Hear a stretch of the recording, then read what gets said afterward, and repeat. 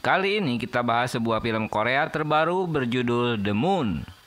Cerita diawali sebuah satelit Naeraho diterbangkan di Korea Selatan 5 tahun lalu. Sayangnya roket itu meledak sebelum mencapai orbit bulan. Tentu peristiwa ini mengagetkan semua warga Korsel, karena mereka tak menduga peristiwa itu akan terjadi hingga menewaskan 3 astronotnya. Pak Sok sebagai Menteri Teknologi merasa bersalah atas kegagalan proyek tersebut. Karena konflik-konflik di antara negara membuat Korsel mundur dan membangun sendiri proyek antariksanya. Dari hasil evaluasi bahwa di bulan terdapat banyak sumber energi yang dapat digunakan di bumi. Itu sebabnya mengapa negara-negara maju berlomba-lomba untuk menaklukkan bulan. Dengan kegagalan proyek pertama mereka, Korea Selatan meneruskan proyek tanpa pantang menyerah. Roket baru ini bernama Woriho yang akan dikemudikan oleh 3 astronot bernama Yeonjung, Sangwon, dan Sunwo. Mereka adalah pilot-pilot pesawat tempur terbaiknya. Dengan mengikuti berbagai latihan guna persiapan proyek mereka sesampainya di bulan. Bertepatan dengan rencana peluncuran misi terakhir mereka ke bulan, sinar matahari yang memancarkan angin surya telah mengganggu kondisi satelit milik negara maju, yang mengakibatkan terganggunya komunikasi di bumi. Sehingga komunikasi di stasiun pengendali mereka terputus dengan tim astronot. Yang diperkirakan ada kerusakan di pesawat mereka di bagian luar yang harus segera diperbaiki. Di antariksa 30.000 km di atas bulan, ada kerusakan di terminal komunikasi dikarenakan angin surya. Komandan Lee dan Letnan Cho memperbaiki area di luar pesawat, sementara Sunwo berada di dalam pesawat. Mengetahui komunikasi telah tersambung kembali dengan stasiun bumi, Pak Menteri berkomunikasi kembali dengan mereka. Keberadaan kedua timnya berada di luar pesawat membuat si Pak Menteri khawatir.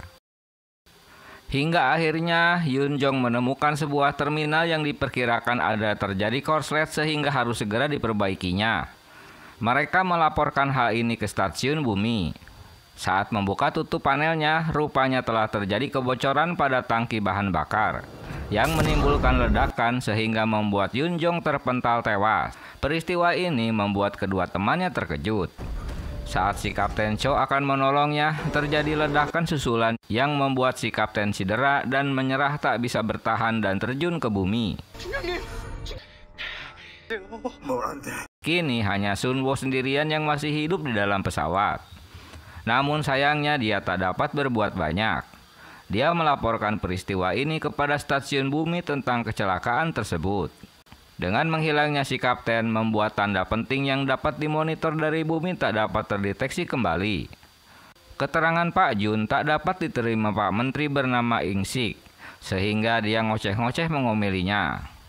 Setelah mendengar ada seseorang yang pernah terlibat di proyek mereka sebelumnya, Kyung Sok meminta timnya untuk segera memanggilnya. Di bagian lain, Pak Kim sedang berburu babi hutan. Namun aksinya terganggu setelah kedatangan helikopter di tempat tersebut. Berita kecelakaan astronot mereka telah tersiar di televisi. Kedatangan Kyung Sok meminta Kim untuk membantu mereka yang sedang memiliki masalah. Awalnya Kim tak mau membantu dikarenakan program mereka itu tak disetujui Badan Antariksa ISC dan NASA. Tapi setelah Kyung Sok menjelaskan bahwa astronot yang masih hidup adalah anaknya Pak Hwang, seorang kepala teknisi yang juga temannya, sehingga dia jadi berpikir ulang. Apalagi berita itu telah tersiar di televisi. Dia segera membantu agar Sunwo dapat selamat dan kembali ke bumi. Dalam layar monitor, Kim memberikan instruksi dengan hati-hati hingga pesawat itu bisa mencapai orbitnya.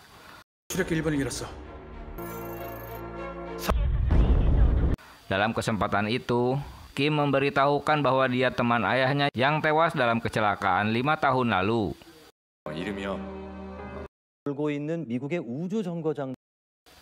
Kim meminta tolong pada temannya yang bekerja di NASA untuk membantunya, tapi dia menolaknya karena dia telah kecewa dengan meninggalnya Gyu Tae, suaminya, dalam proyek terdahulu. Mengetahui jika Sunwo bersiap-siap mendaratkan pesawatnya di bulan, membuat Kim terperangah dan dia berusaha meminta Sunwo untuk tak melakukannya. Rupanya Sunwo yang sudah putus asa, tak ada jaminan keberhasilan mereka mengembalikan dirinya ke bumi sehingga dia nekat. Berita tentang Sunwo yang akan menginjakan kaki di bulan menjadi topik hangat berita hari itu. Karena instrumen berjalan normal, sehingga Sunwo melepaskan dua bagian pesawat tersebut. Kim teringat kisah masa lalu mereka saat mengerjakan proyek pertama 5 tahun lalu.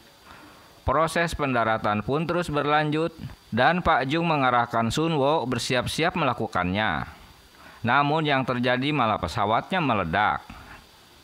Tapi rupanya itu hanyalah lamunan terburuk Kim. Walau dengan penuh ketegangan, proyek Wuriho pun dapat mendarat di bulan dengan selamat.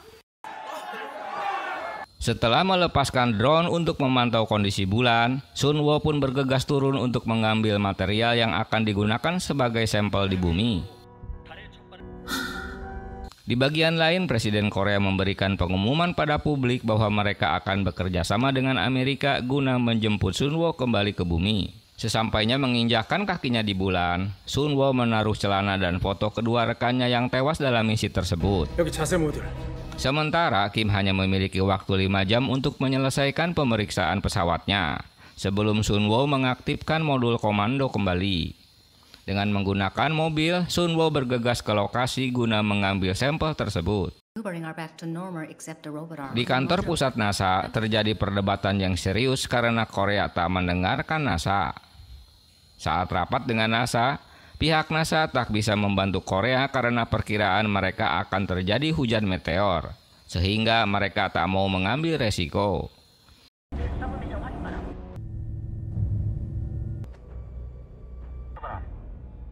Kim yang lebih percaya pada NASA meminta Jung sebagai komandan di Korea segera meminta Sunwo agar segera kembali ke pesawat. Tapi Pak Jung dan Menteri Insik yang tak mau mendengarnya dengan alasan hujan meteor yang berada jauh dari tempat Sunwo. Setelah melakukan pengeboran, Sunwo memberitahukan bahwa hasil pengambilan sampel terdapat es di bawah perut bulan. Sementara hujan meteor pun telah berhenti. Tak lama setelah melaporkan berita baik tersebut, tiba-tiba drone yang juga sebagai alat pendeteksi tiba-tiba aktif sendiri. Rupanya hujan meteor beralih menuju lokasinya, hingga Sunwo terpental karena ledakan. Kim yang sudah melakukan tes pada peralatan itu tak digubris oleh Jung saat memintanya untuk meriset ulang peralatan software pesawatnya. Karena situasi tambah panik dan hujan meteor menghampiri Sunwo, dia berusaha untuk meminta anak buah Jung melakukan riset tersebut.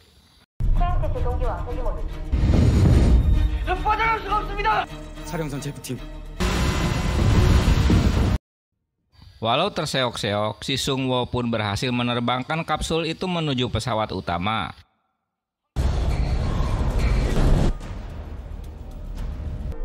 Setelah berhasil menyambungkan kembali dengan pesawat utama, tiba-tiba hujan meteor menghantam pesawatnya, sehingga terjadi kepanikan. Dalam kondisi darurat, Kim mengambil alih operasi dan meminta Sunwo untuk memisahkan kapsul dengan pesawatnya.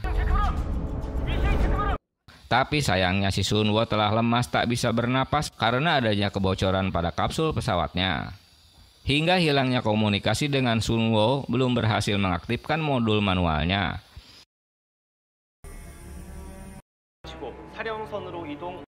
Berita kecelakaan itu menjadi topik utama di televisi. 4 jam pun berlalu, mereka belum ada komunikasi dengan Sunwo. Yang menjadi masalah mengenai persediaan oksigen yang semakin menipis. Kim kembali ke rumahnya. Dia merenungi apa yang harus dilakukan agar dapat menyelamatkan Sunwo pulang ke bumi. Tak diduga ponselnya mendapat pesan dari Sunwo tentang frekuensi jalur komunikasinya. Setelah mendapat pesan itu, Kim memasuki area kerjanya guna berkomunikasi dengan Sunwo. Awalnya Kim hanya dapat mendengar tanpa dapat membalasnya. Permintaan tolong Sunwo direkam oleh Han Byul. Tapi setelah Kim mengganti settingannya, dia dapat berkomunikasi 2 arah. Kondisi Sunwo yang tak baik, dia memberitahukan bahwa dirinya terdampar di bulan. Kim kembali ke stasiun guna memberitahukan jika Sunwo masih hidup. Sementara Han Byul mengupload komunikasi Sunwo di YouTube yang rupanya menjadi viral. Han Byul terus memanfaatkan untuk berkomunikasi dengan Sun Woo dan merekamnya. Berita tentang komunikasi Sun Woo tak dipercayai oleh NASA karena Presiden Korea telah mengumumkan kematian Sun Woo. Unggahan di YouTube viral membuat kantor presiden jadi kebakaran jenggot. In-sik datang dan ngoceh-ngoceh pada timnya. Tapi dampak dari unggahan itu membuat NASA bersedia membantu mengevakuasi Sun Woo. Dengan bantuan Yoon, mereka berkoordinasi agar Sun Woo segera bersiap-siap untuk penjemputan. Tapi tak diduga struktur tanah yang menjadi penopang pesawat itu tak stabil, sehingga kapsul malah tidak meluncur ke atas.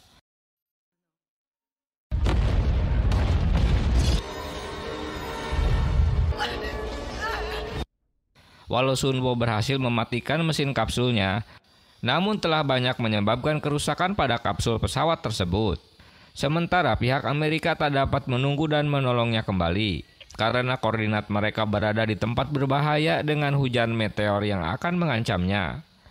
Sun Woo yang sudah putus asa menutup pintu oksigen guna tak melanjutkan penyelamatannya. Hal ini membuat Kim jadi ngoceh dan menyinggung tentang bapaknya. Tapi Sun Woo tak ingin disamakan dengan keadaan akhir bapaknya. Dia mengungkapkan wasiat yang ditulis ayahnya bahwa 1 bulan sebelum peluncuran roket itu dilakukan, dia telah mengetahui adanya kecacatan dalam mesin tersebut. Itu sebabnya dia bunuh diri karena takut disalahkan. Ternyata ada rahasia yang harus diungkapkan Kim di mana 1 hari sebelum peluncuran roket Naraeho, ayahnya menemuinya guna meminta penundaan selama 2 bulan ke depan, tapi Kim tak menyetujui dan marah-marah padanya. Karena permintaan ayahnya ini sudah yang kelima kalinya. Dia merasa takut jika rencananya ini tak akan pernah berhasil.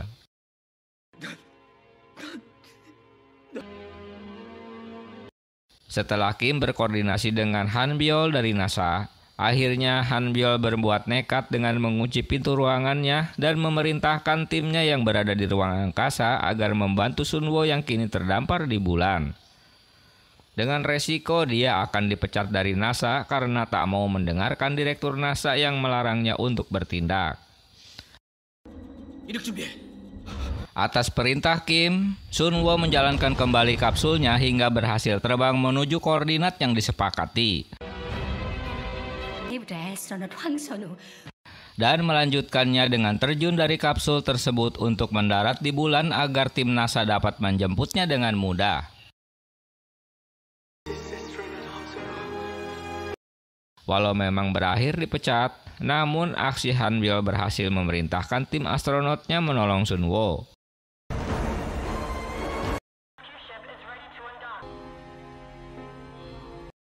Hingga Sun Woo bergabung dengan tim NASA.